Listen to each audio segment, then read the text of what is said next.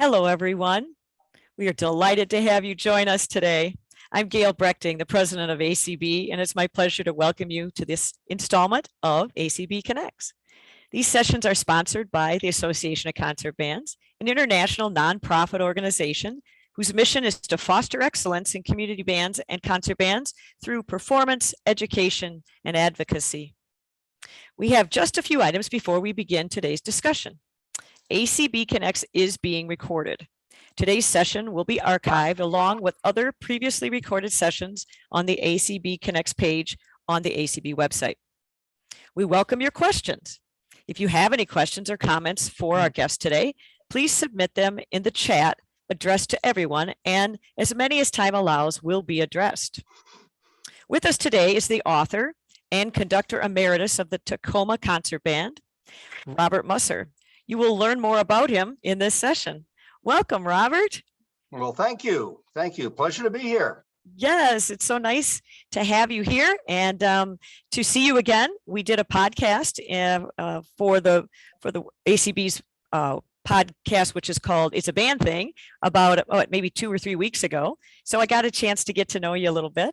And but now this is great because we get a chance to see you, and we're going to dig into your book a little bit more in depth than we did on the podcast, which I thought would be a lot of fun. The title of your book, tell us about the title of your book. Well, essentially it says what it's all about, that expression is the essence of music. And my book is a manual, really, a manual or guide for musicians, whether they be soloists, string players, singers, band conductors, it doesn't matter, on what it is that great artists do to be musical, to be expressive. Okay. And that's what the book's all about. Wonderful, wonderful. Well, you know, I think a lot of the people who are listening and the people who will come in and see this at another time at their leisure would probably like to know a little bit about you if they haven't already bought the book and read your bio. So could you just give us like a brief background and maybe, you know, how you got out to the Northwest? Okay, sure. Well, I went to school at Lebanon Valley College, which is at least in the East Coast, a well-known liberal arts school with a great music major. I got my undergraduate degree there. Then I went on to the University of Michigan, where I did all of my graduate work. And from there, I taught public school in Pennsylvania for a while. And then I auditioned for and got, accepted into the Honolulu Symphony. Oh, and wow. Well, like so many young kids going to school, you're a good player out of high school, et cetera, et cetera. What do you want to do? I want to play professionally. Well, right. So I was one of those. I really wanted to play professionally, and so I had that opportunity.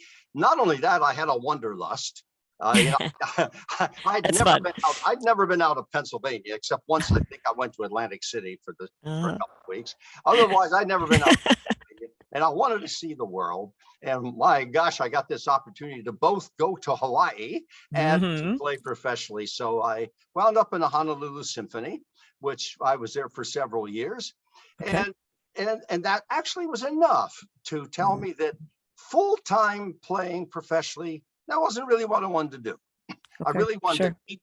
I wanted to teach and conduct. Okay. So I got a job in the Bay Area, San Francisco Bay Area, where I went and taught high school, junior high school and high school for, I think it was 5 years I was there. And then I figured I'd really like to conduct a university band. Oh, there you go. So I wound up at Wichita State University, and where I was for several years. And and by the way, during all this time, not only just in the Honolulu Symphony, but after that, I still continue to play professionally. Okay. I studied with great artists and played professionally while I was in the Bay Area, again in Wichita, where I played in the Wichita Symphony. And then I went on, I got this job at the University of Puget Sound. Oh. Excuse me, that was in 1971, I think. Yeah, in 71, I moved to the University of Puget Sound. I fell in love with the Northwest because my wife was from Seattle. Oh. And and who that I had met in when I was living in the Bay Area. We got married in the Bay Area. We moved to Wichita. I'd lived in Pennsylvania, which is a beautiful state. Moved to Hawaii, which everybody knows is beautiful. Moved to the Bay Area of San Francisco, which is also beautiful. Then I moved to Kansas. Okay, well, Kansas was not to my liking in terms of beauty, let's say. I realize it's beautiful to a lot of people born and raised in that part. Oh, sure, but and I understand that. But so we moved to the University of Puget Sound because it was in the Northwest, and I had already fallen in love with the Northwest. sure. And at that point, I began playing in the Tacoma Symphony, which I played in for 25 years or so. And that's how I got to where how I am. you got there. Well, and that's fantastic, you know, to find your place and then be there for so long and get to do what you love to do, obviously, which is teach and play and conduct. With saying that, I'm going to start sharing my screen a little bit, and then you'll hear us talking or see us up in the little area with the smaller pictures, but you'll be seeing some of my screen because I would like you to talk about how you decided to start your own adult band. And here's a slide of that. There All right. Yes. Well, this was 1981. I had been at the University of Puget Sound for 10 years, playing professionally all over the area. I was principal oboe in the Tacoma Symphony, freelance player in Tacoma and Seattle, played in a lot of professional groups. And that's pretty much what my background was at that time. I had already, at this point, built the University of Puget Sound wind ensemble into a very fine group. At any rate, I had always wanted to conduct a community band, and there was very few community bands in the entire Northwest. Okay. And there certainly wasn't any of superior quality, you know, of really advanced quality. Right. So I thought that what I would like to do is to start a community band that could play anything. I mean, a really good community band that could play anything in the literature, that would give outstanding musicians who had no place to play, a place to play. Yeah. And that's what I did. Oh, so that's how it got started. You must have known a lot of students who went on, I'm assuming, that came out of your universities too. Yes, we had that. That's true. And we started the very first rehearsal in the fall of 1981 with a full instrumentation. And I mean a full instrumentation, you know, E flat, soprano, clarinet, alto clarinet, bass clarinet, the whole bit. Okay. And we played a very advanced and difficult program, including pieces like Rienzi Overture and the Hindeman Symphony. And this was on the first concert. And so we kind of started in high gear. I guess you did. And that's the history of the beginning of the band. Right, right. And now you're emeritus. So what, maybe before the pandemic, did you retire from that position? Yes, before. Okay. Let's see, was it 18, I think, 2018. Okay. Yeah, and I understand that you took a wonderful tour with them overseas, and that was part of it. 4 different ones, you know. Oh, 4. We took 4 tours to Europe. The first one to France. The second one, I think, was Austria and Hungary. The third one to Spain, and the last one to Ireland, Scotland and Ireland. Wonderful. And that's the one I seem to know about. So that's fantastic. You got to do a lot and share that love of music, not only within your own Northwest, but certainly all over the world with this fine band. That's fantastic. And you are a member of ACB, and that's exciting too, for us to have a member of you being a member, but then also the ensemble that we're kind of highlighting a little bit on this right now. That's fantastic. Now, your book, let's start to talk about that a little bit. What levels of teaching have you used some of the concepts that we're going to hear about today? Are there certain levels of that you have personally used or that you would recommend? All levels. Okay. Well, there you go. Perfect. All levels. You know, in my early years of teaching public school, I taught elementary instrumental music, junior high instrumental music, and high school instrumental music. I also taught vocal music, but we won't count that for now. Yes, and these concepts of playing musically need to start in the beginning. Right. I just you don't put it off until the student has mastered their instrument, or Right. or as in the case of bands, until you've learned everything. You got all the right notes in all the right places. The technique and the tone quality is wonderful. Now let's play music. It's too late. Yes. You've run out of time, because the contest is the day after tomorrow. So right. We have lost your picture, but we can hear you. So, and I remember this happening when we were doing a few other things, getting prepared for this. Just wanted you to know, don't sweat it, but we can hear you. So something I did wrong. I don't think so, because I think it went in and out before. It might just be your connections, perhaps, but we're hearing you, so that's good too. Let's just move on. I'm going to show a picture of the book. This is the cover of the book. For anyone that hasn't had the opportunity to look at this, I think it's, I don't know, what is it, 50 some pages, if it's even that. I'll look at mine. 38 pages. So it is something that it's a wonderful read for anyone who is listening today. There, you're back. I see your face. Good. And that's wonderful. So I just wanted people to see what the book looks like. I actually went on Amazon and got the book, Robert, just so you know. For other people too, it's an easy one to find and to get, and certainly one that everyone should have. And I'm going to say especially conductors, because it says so many things that I think we do naturally.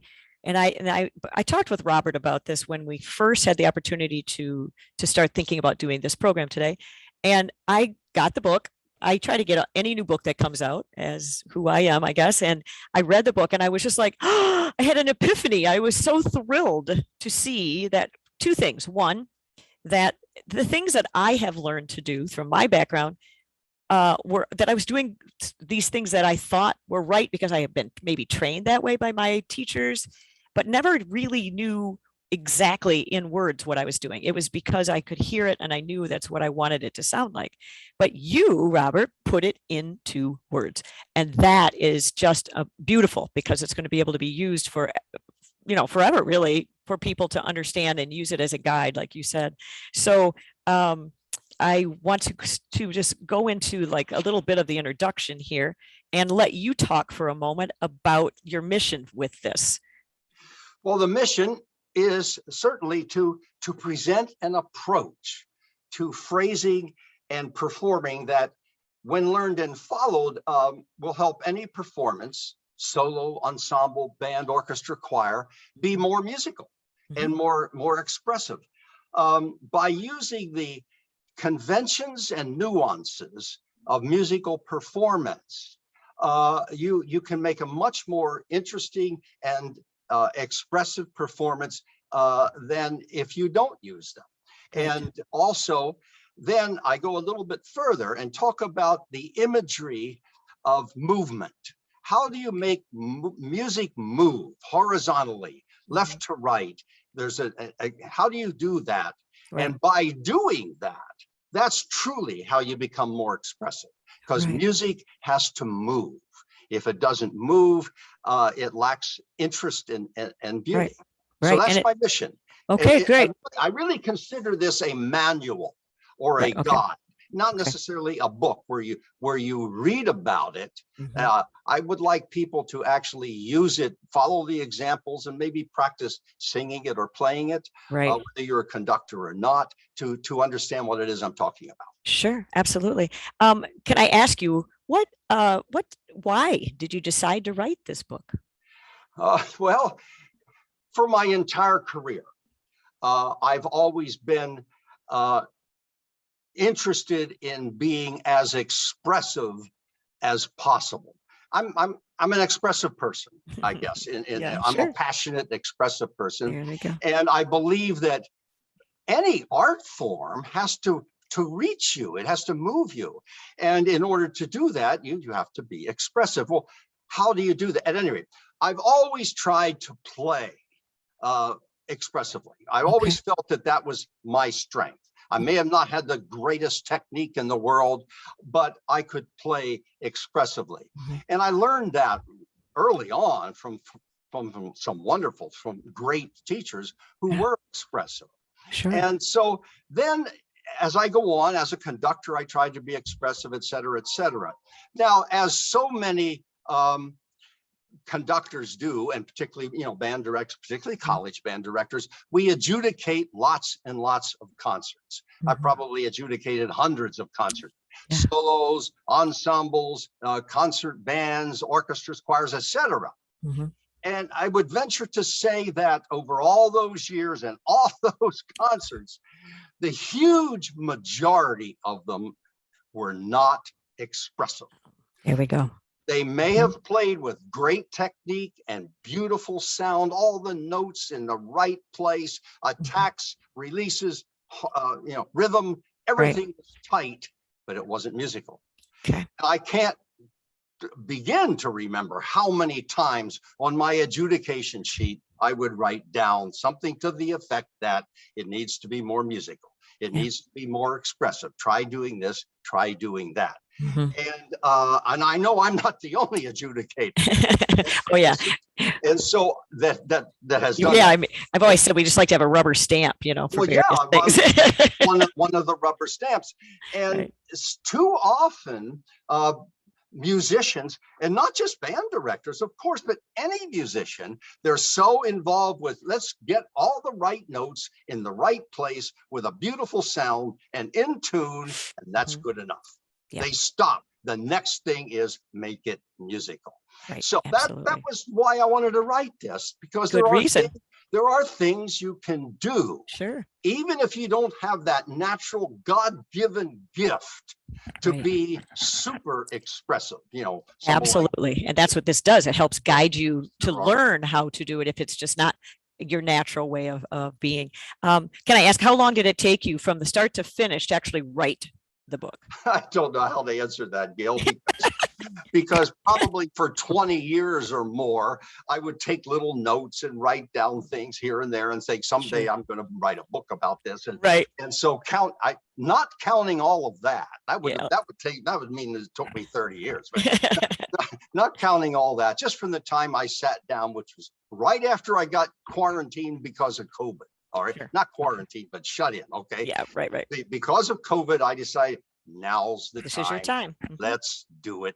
So I guess then from start to finish, counting all the edits and all that stuff that you go through with the publisher, probably 8-9 months. Wow. Yeah, that's fantastic. I would have thought a little, I've not written a book, so I don't know how long that takes, but that's amazing. Yeah. Was it difficult to come up with the title, or was that something you just knew was going to be the title? Well, I just knew that was the title because I've done some clinics and master classes in the past with that title. Oh, sure. Well, I used the title before for articles that I've written. So that was natural for me. Wonderful. Fantastic. Okay. I want to move on to my next slide here, which is another page, specifically looking at the supermetric patterns.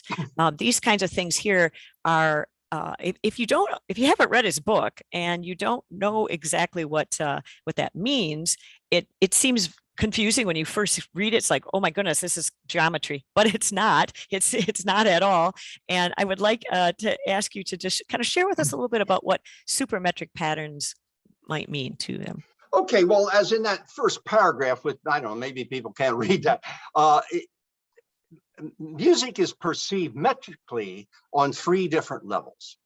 Though there's the metric level of the how many beats there are in the bar. Okay, so that's the metric level. Then there's the submetric level, which is the subdivision of those beats.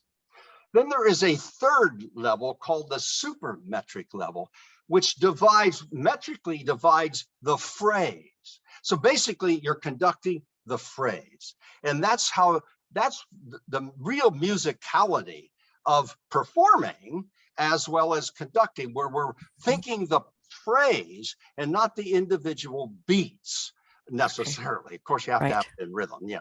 Of course.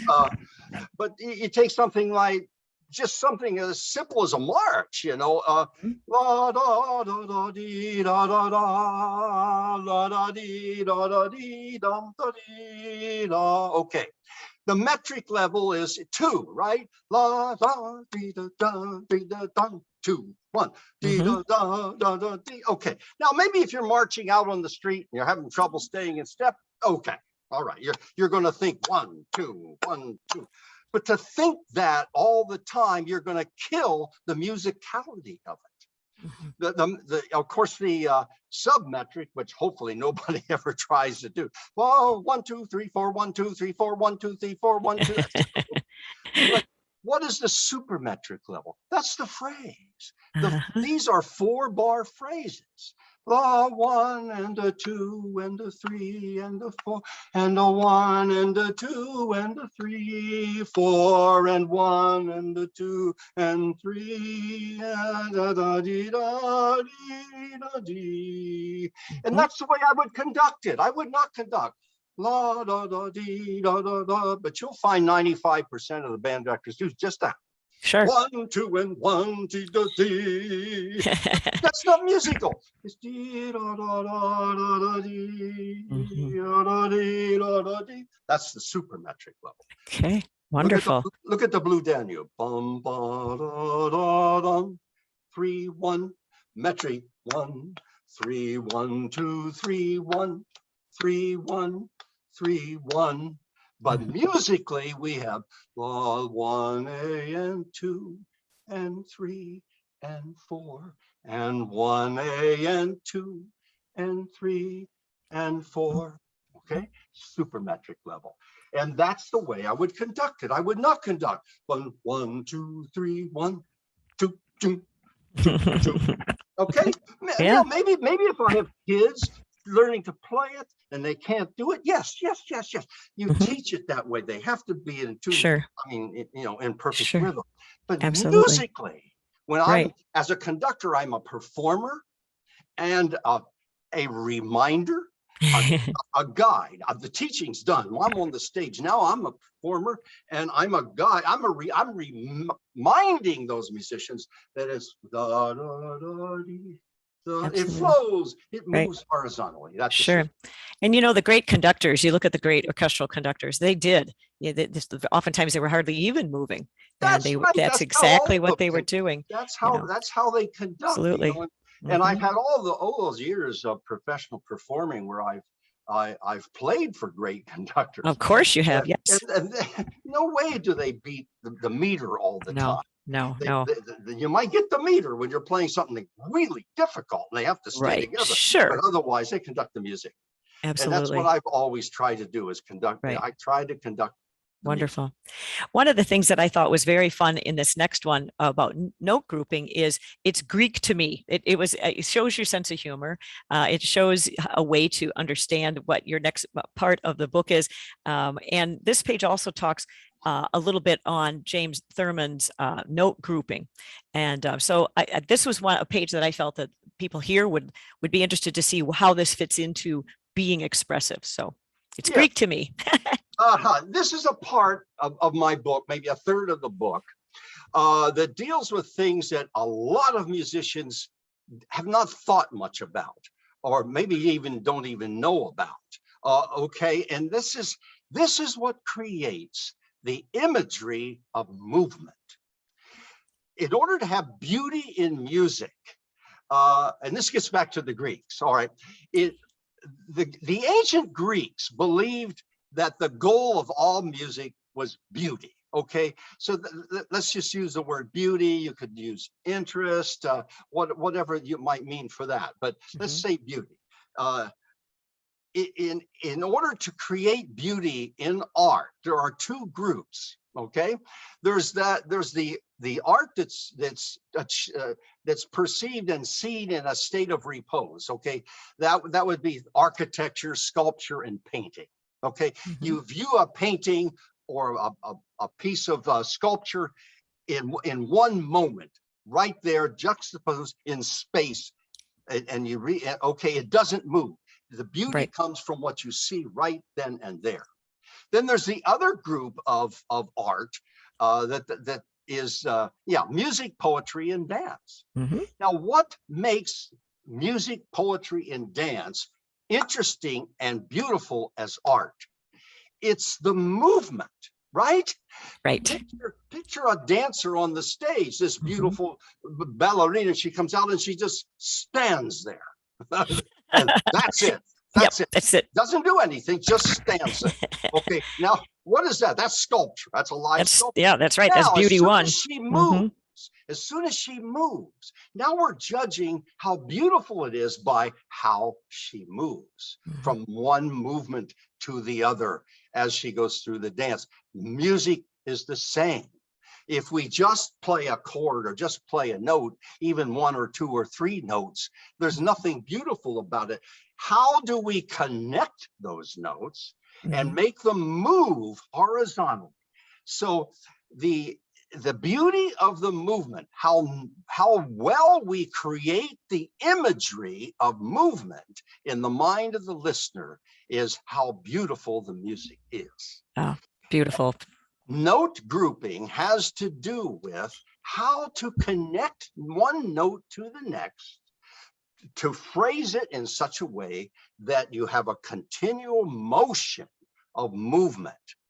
James Thurman was a teacher of mine. He was my college band director.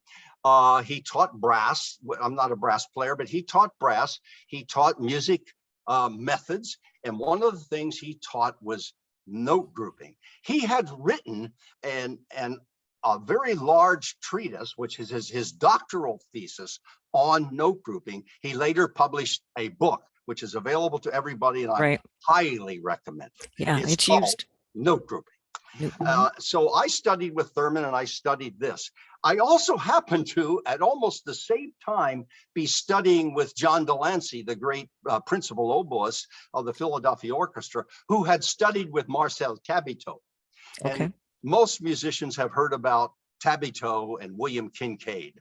They were gurus of musical performance, one an oboist, one a flutist, but all musicians knew about how they taught music to be grouped from one note to the other so that it moved horizontally, musically, creating the imagery of movement in the mind of the listener. And that's what this note grouping is all about. Okay. It's wonderful. And I'm going to move to the next one. It talks a little bit about the method. If you want to share a little bit about that, just to start having people look at an illustration of it, just to give you a visual. So if you have anything you would like to share about this particular page. Okay, this is just how you would begin to teach it and begin to understand it. Well, okay, we have arsis and thesis. Okay, those are terms used by the Greeks. Arsis meaning the upbeat, the thesis meaning the finishing beat or the downbeat. What makes music move is the power of the arsis, the upbeat. The upbeat is what creates the energy, creates the forward motion. All right, it's what is coming. All right, what's coming?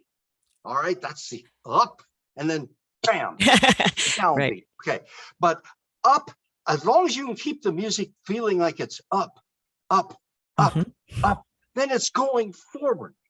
Now, this description here is how you begin to understand it.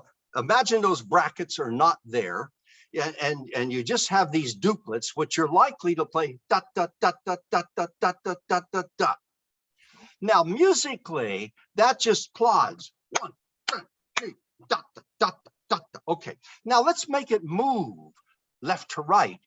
That's the upbeat has the power. And now we have a little more stress on the up than the down, which now we have da da dee da dee da dee da dum.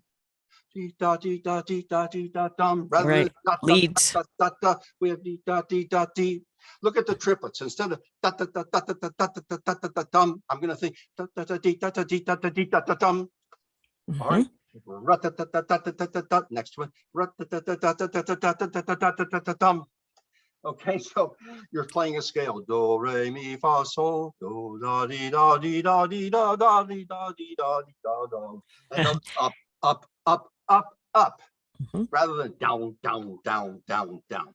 It's the overemphasis of the first beat of the bar that kills the motion of the music.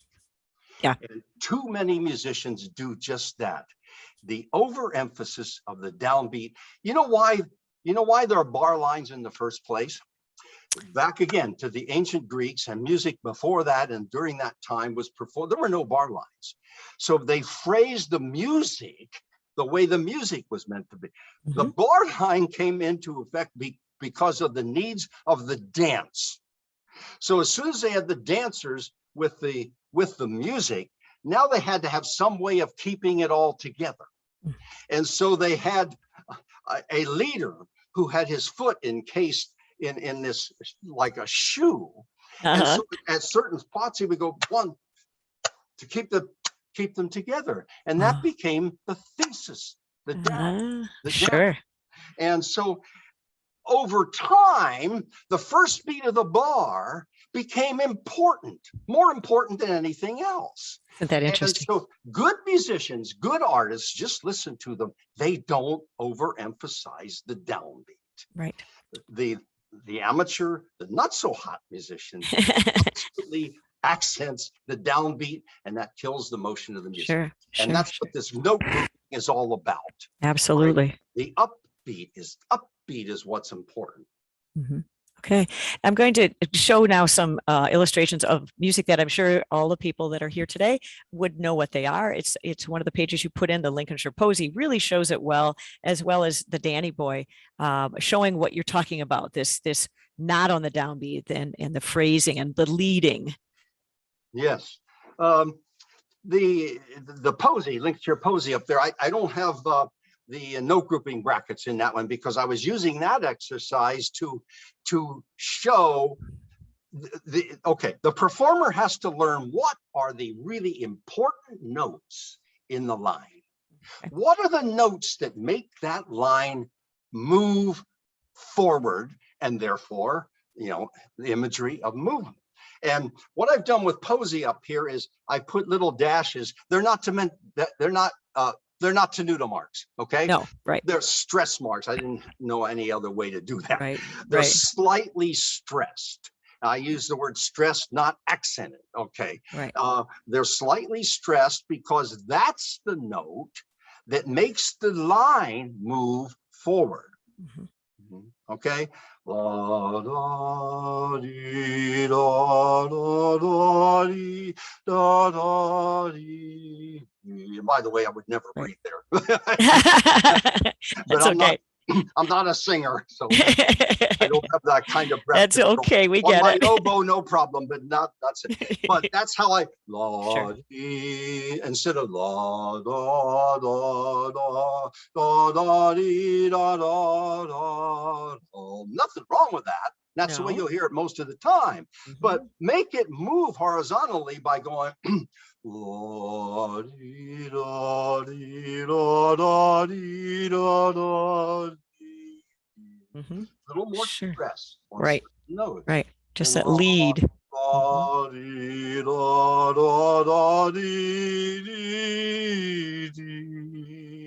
Etc. Now, so I put a little rubato in there. Too. Sure. We talk about that later. How rubato is one of the most underused but most important nuances that any musician can use. Absolutely. All great artists use rubato, and they use it a lot, and that's an example of it.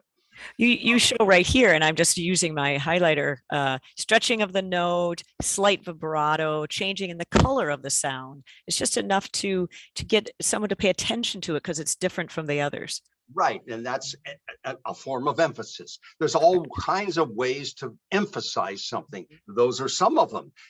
People know about certainly an accent, but that's just one way of emphasizing. Sure, absolutely. So the Danny Boy down here, now you can see I put note grouping brackets in there. Right.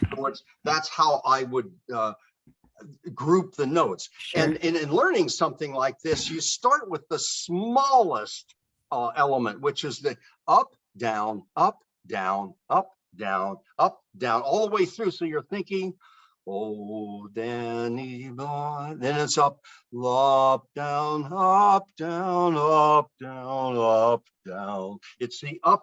I overemphasize. Well, of course, yeah, but that's okay. But it's that up, and then you group two of them together. The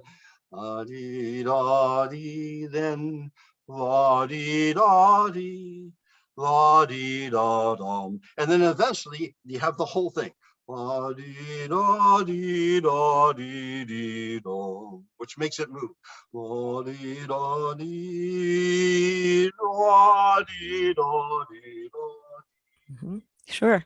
And so that note grouping, rather than la dee da dee da dee da, boring, Just boring. metric then. Yes, Yeah, exactly. just metric. Yeah. You have to Absolutely. think the up, always moving horizontal. And here, Imagery of movement. right. And you said here too, as you feel it, and I think that can be taught as well. I mean, I think people are afraid to express how they really feel.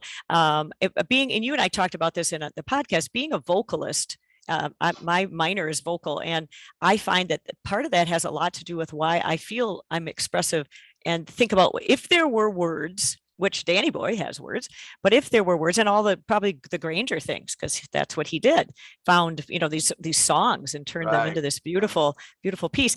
If there were words, you would have to almost stress that, because it wouldn't sound, the sentence would not sound appropriate if you didn't say it with the expression of our language. So very, very, very interesting. And this is and if for some of you, maybe this is stuff you do every day, but for me, this was something that I did, but didn't realize I was doing. And I loved the fact that Robert had written it down. And so that's important to me too. There's a couple questions that have come up, and I want to share them with you, Robert, and ask you to answer them. One of the questions that came from one of our members was, how much influence do you think the conductor has with creating an expressive performance? Oh, all? I know, but I wanted to hear what you had to say. That's where it starts, the conductor of the ensemble. That's where it starts. In rehearsal, of course, you're going to teach these concepts. I mean, maybe not to the detail I just did. You don't have that kind of time. Right. But you're going to lead them by saying, no, I want this to flow more horizontally, et cetera, et cetera. I want you to do this. You sing all the time. All right. So you're teaching it, but I'm not sure I understand the question exactly. But then as a conductor in the performance, I wonder if that's what the person meant that asked that. Could possibly. Mm-hmm. Yeah. The conductor in the performance, I'm a performer and I'm a guide. Now, right. I've taught these concepts perhaps to my ensemble, maybe not in the detail I just said, but I've taught them by way of example. Sure. And so now I'm a guide when it comes to conducting it. All right. Okay. So I have to conduct the musicality that I want to hear. Absolutely. I can't just beat a straight 4 beats to the bar. I have to conduct the nuances. So I'm extremely important as a performer now, because I have to draw out those expressive elements within the musical line that I've been talking about here recently. Right. I have to bring those out by what I do with my hands and my face and my body. All right. So I'm reminding the ensemble that this is what I want to hear. At the same time, I'm performing, I suppose, not only for the ensemble, but for the audience who's watching all of this. You can't help it. The audience is always looking at the conductor. And so I wonder if that answers the question. I think it does, because it specifically said to create an expressive performance. Absolutely. I must be expressive. I must conduct what I want to hear. If I want to hear a rubato at the top of that phrase, I better stretch that and hear that. My hands have to tell them what I want to hear. Absolutely. If I want to hear a beautiful fade away feathered ending, I better conduct that feathered ending. Okay? Right. I can't just say, okay, get softer, softer, softer, and boom, done. And exactly. I bet I've heard that 1,000 times, and every time I hear that, I say, "Oh no, you ruined that phrase." Oh no, that's right, exactly. Well, and as a conductor myself and a musician, it's one of those things that I find great joy in being able to conduct that way, because you are allowed to express that. And if you have an ensemble like you had and like I have, where we have the opportunity to have your musicians know you in regards to how you will ask for certain things and the rubato-ness that happens in a piece, the expressiveness, I love that when there's that whole marriage of working together and to make this fabulous expressive sound. So this is right up the alley of conductors. I'm positive if a conductor wants to be that kind of a conductor, of course, with your physical imagery and the interpretation that conductors are allowed. That's why you can listen to a piece by the same symphony with 2 or 3 different conductors, and the symphony will sound different because of the way they're responding. If I could just elaborate on that a slight bit, Please. When we first learned to conduct in college conducting class, we're taught so much. We learn all about how to conduct the beat pattern. All right. And in the beginning, for a beginning conductor, this is really important. You have to be able to conduct the beat pattern. You have to be able to be precise. The ensemble has to know where the beat is. They have to be able to follow all of that. Right. But eventually, you have to realize that real conducting is leading musicality. Oh yeah, your group has to be together. Like if they start to fall apart, then you better get back to getting them together. But the musicality is what happens between the beats. Right. All right. How you prepare the beat. That's where the power of the upbeat comes in. All right. And the conductor has to conduct that way.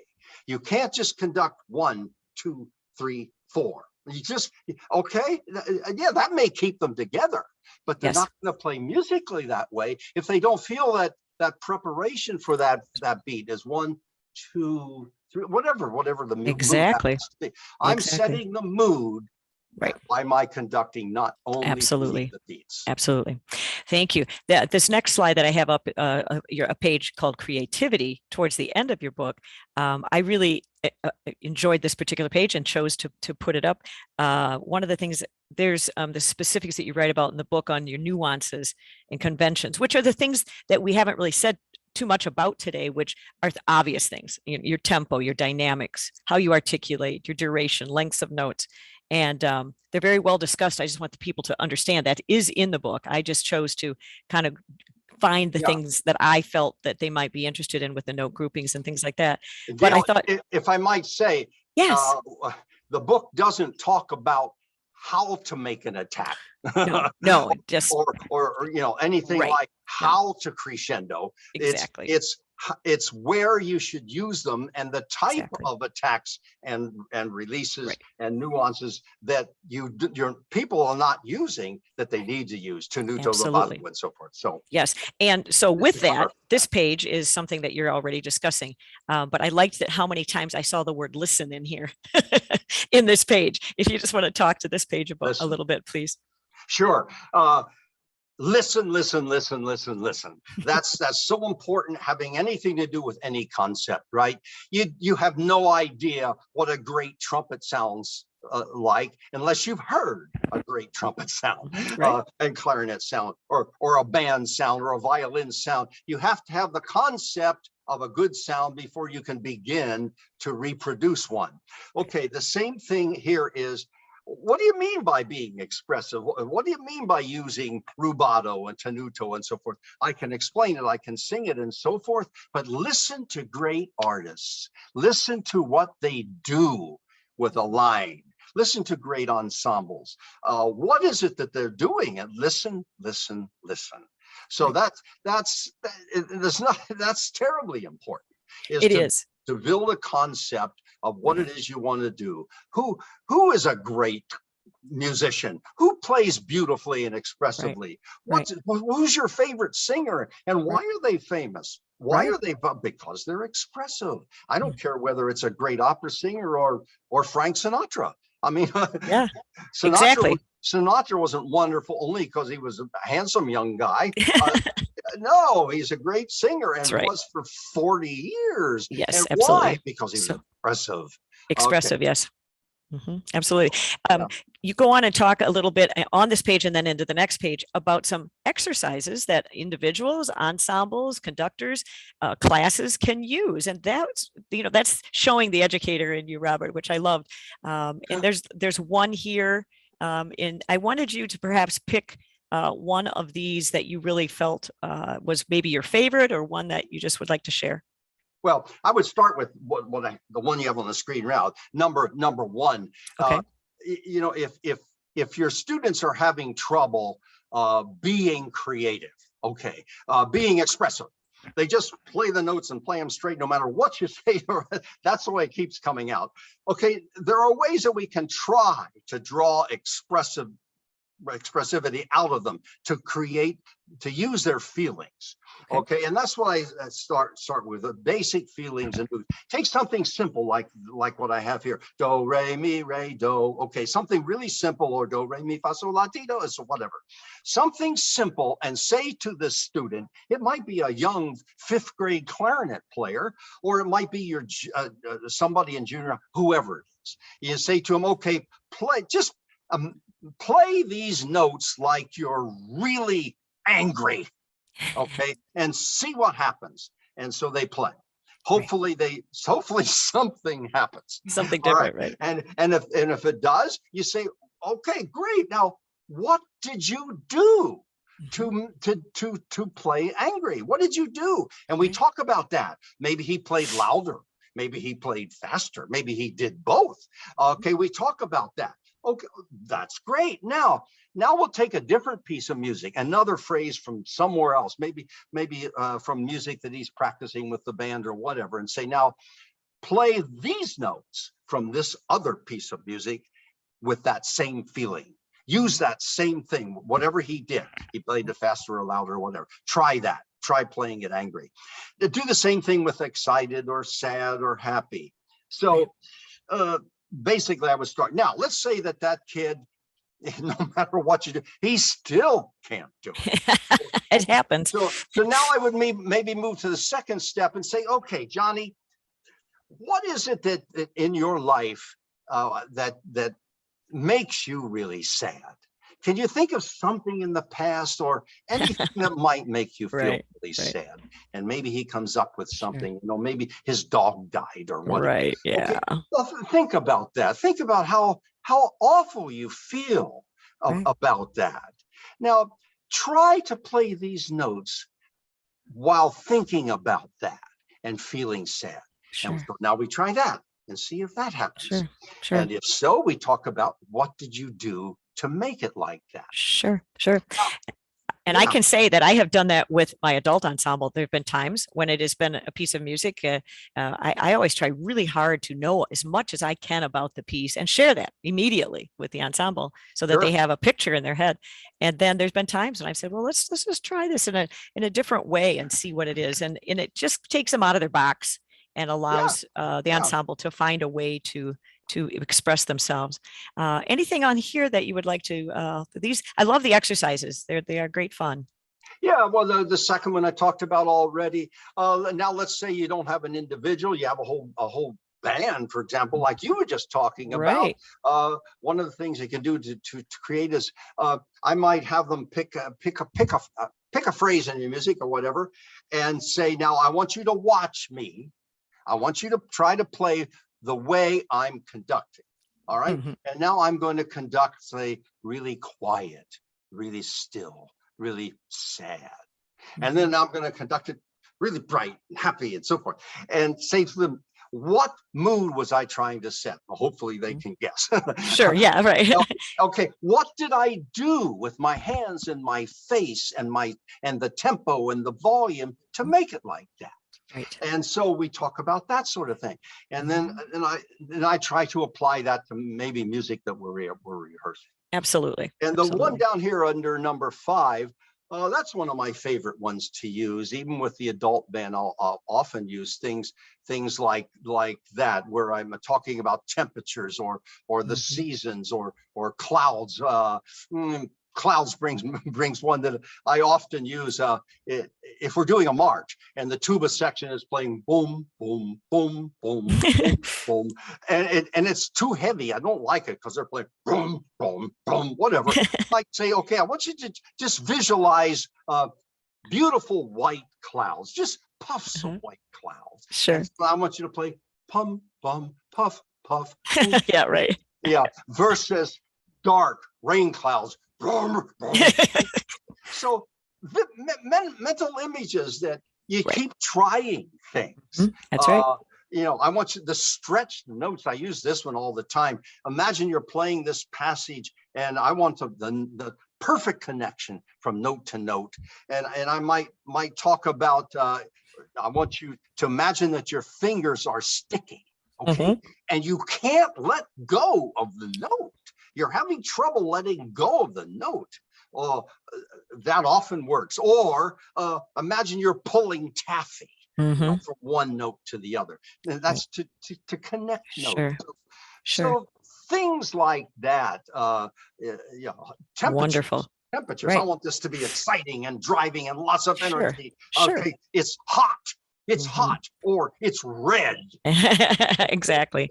Cold and damp, and I want it, I want it somber and so forth. That's blue and cold. Right, sure. You try anything. Yeah, to get them to show that expression, you betcha. Absolutely. Get it out of the ensemble. Absolutely.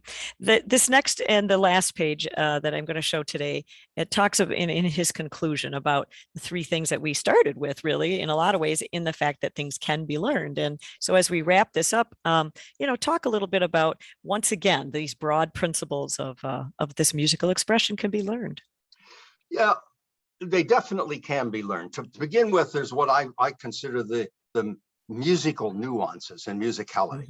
I think anybody and everybody can make a more impressive, expressive performance by using the nuances and conventions of performance, even if they don't have that God-given gift that I've said before of being expressive. If you learn to play and use all of these nuances like tenuto and rubato, a tasteful use and placement of accent and emphasis, making attacks and releases, not just precise, which has to be, but in the mood of the music. Right.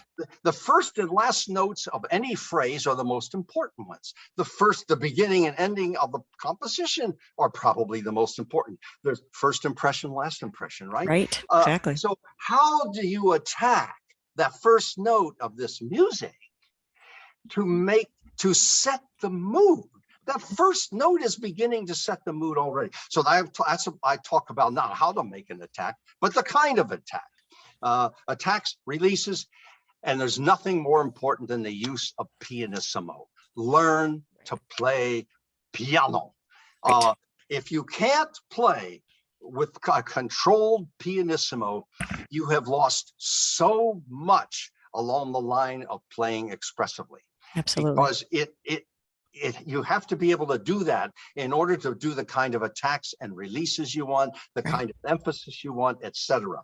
So that's the musical nuance part of it. Learn to use those and use them. Okay. Right. Exactly. Then the other part of it, to be truly expressive, we talked about this before, create in the mind of the listener the imagery of movement. That comes with the note grouping that we talked about before. The expressive use of proper phrasing and note grouping, which makes that music move left to right. And you can learn to do this by doing those exercises with the bracketed music that I talked about, how to make up move to down. Okay, that's how you learn to use it. Where to use it, how to use it, listen to great artists. And that's something I like to usually start with and or end with, is to remember this. The great artists of the past and the present, they play the same notes that we do. There's nothing magical. They play the same notes in the same rhythm that we do. The difference is where they press, where they put the accent and the emphasis, and how they group the notes to move Absolutely. horizontally. That's the difference. Absolutely. Well, Robert, oh my goodness, there's a little bit here. I thought I had the last one, but this is a little bit here. But this is exactly what you just said, and I particularly enjoy 9 energized notes. That's the idea. You've got to put a lot into it. You can't just play the instrument with the air and play the notes and play the rhythms, which you've been saying. And then number 11, of course, I really enjoy, which is play with feeling and say something with it. And number 10, we haven't actually talked about in a okay. way. Oh yeah. And the way we have. Always have the feeling when you're playing, whether it's an individual note or a phrase, that you're going somewhere or you're coming away from somewhere. You're always moving toward a greater or lesser climax. It's never stagnant. So too many people will play individual long notes, for example, and do nothing with them. Right. That note has to do something. It's either going somewhere, in other words, a slight crescendo, or it's coming away from somewhere, a slight diminution. Something is happening. Absolutely. And it's energized. The note has to remain energized. Absolutely. Can't just die. Right. Absolutely. And I'm sitting here thinking, okay, my head is as the conductor, and this is part of our job. That is if you want an expressive ensemble. But there's 2 things. Okay, what if the people sitting here are a player in an ensemble? And their conductor isn't doing some of these kinds of things. Those are the stuff that you start to talk to people about.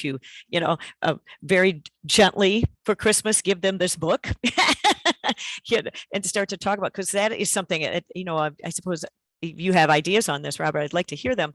If there's people who are as passionate as you are, which you are so very passionate, I have enjoyed immensely getting to know you. That is what music is. It is passion. It is a way of expressing ourselves. And, if there are listeners here that are feeling frustrated because they want to have this because they play that way, what are some ideas that perhaps they can use to help their ensembles? Oh boy! If they're a player and wants to do this, I'm just asking you your opinion, because you've been at all of these things as well. Well, as an individual player, of course, you want to learn to play that way yourself. Each individual. This book is not just written for band conductors, right? It's written for an individual player to learn to play more expressively. Exactly. But if you're sitting in an ensemble, I don't know how to answer this one, actually. I know. I just thought, hey, I'm going to throw this out here. Because I've been there. I sat in ensembles where the conductor was not musical. Right. And well, there's not much I can do about that. I certainly can't say, Maestro, that's not very musical. And I understand that. But certainly, Gail, I haven't thought about that one. Well, all I can say is I have had musicians come up frustrated, I hope not from my ensemble, and then there's just subtle ways that you can get started. You just have to befriend and talk about and things. But the reason I asked it was because here is a guide. This is something that is fun to sit and talk to other people about, because we are musicians in this organization. And it's fun to be able to say to other people, my goodness, there's this amazing book I heard about, and this is something that I'm interested in. Would you like to hear about it? And, that's a kind of a simple step off to perhaps helping some people with that. But I also firmly believe that even if your ensemble is a young group of students, or a group that only meets in the summertime and they just practice like the hour before they play, you still can be expressive if you choose to be expressive as a player as well. Maybe you're the soloist in the group, so you get to show your expressive ways of playing, so that you get some of this out of the book too. So that's where I was kind of going with that, Robert. Okay. This has been just delightful. I am so very grateful to you, number 1, for being a member, number 2, for sharing all of this with the world with this book, as well as sharing with us today. It has been wonderful. So do you have any other things you'd like to say before we wrap up here? I don't know how to summarize it I don't know what to say that I think I've said it all already. Excellent. at least I hope I have. I'm sure I'll think of things after we're finished that I should have said that I didn't. But I really appreciate, Gail, you're having me on the show, and I'm just thrilled that you like my book so much. And well, I was. I know that this can be of a great help to a lot of musicians. Absolutely. And in fact, maybe I shouldn't say this, but I've been playing professionally for a really long time. And although I don't play anymore, but I have been, and I've played with some fantastic musicians. I've studied with some incredibly great artists like John Delancey, Sigurd Roscher, Daniel Bonad, some big names that people my age at least would have recognized.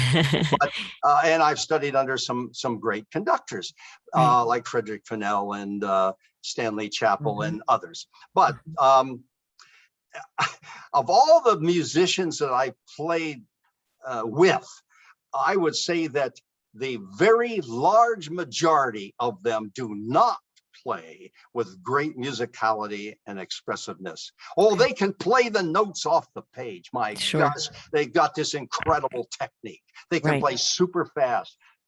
Trumpet players that can play super high, you know, but it's of no interest, you know, because they don't play lyrically. And I don't even know what made me say all of this, except that that I believe that the things I talk about here would be helpful even to those great players. Oh, you know? Sure. But for sure to the amateur player that wants to be more expressive. Well, thank you so much for your interest in my book. Absolutely, and thank you so much for being with us today and sharing all of this. We're just so glad that you could join us today. Really appreciate it. Thank you. I hope that everybody would, if you want to know more about the book and or where to find it, go on my website, www.expressivemusic.com. Thank you. Go from there. Wonderful. Thank you so very much. Thank you. So, ladies and gentlemen that are listening, we thank you for joining in our conversation today. We'd like to, of course, thank our special guest, Robert Musser, for sharing with us everything that he has written and shown us what his book is about. And I encourage you to get it and share it as much as possible. And I also would like to offer a special thank you to the entire ACB Connects team behind the scenes, because this doesn't happen with one person. There's a big team that makes this happen for us. Also, plans are underway for the ACB convention that's going to be held this May, the 3rd through the 8th, in Santa Fe, New Mexico. And we have a fabulous lineup. I hope that some of you will consider coming. Registration for the convention is still open, and you can find out more information about this event on the ACB website. We'd really love to see you there. Each year, ACB holds a membership meeting, which is open to all ACB members and members of ACB bands. We'll hold this meeting via Zoom on Sunday, May 15th, which is a week following the ACB conventions in Santa Fe. You're all welcome to listen, to get updates. It's the easiest way ever, if you can't attend, to come and hear about what's going on in your organization. And you're going to get updates from the officers. You'll get to see them and ask questions. So we hope to see you there. Also, for the links mentioned today, and to access any previously recorded sessions of ACB Connects, and there are many, we've been doing this for over a year now, please visit our ACB website homepage at acbands.org. You'll also find information about becoming an ACB member, details on future sessions of ACB Connects, and a wealth of other resources. We'd love to have you follow us on Facebook. We're on Instagram, Twitter, Spotify. Listen to our podcast, It's a Band Thing, and to have you subscribe to our YouTube channel.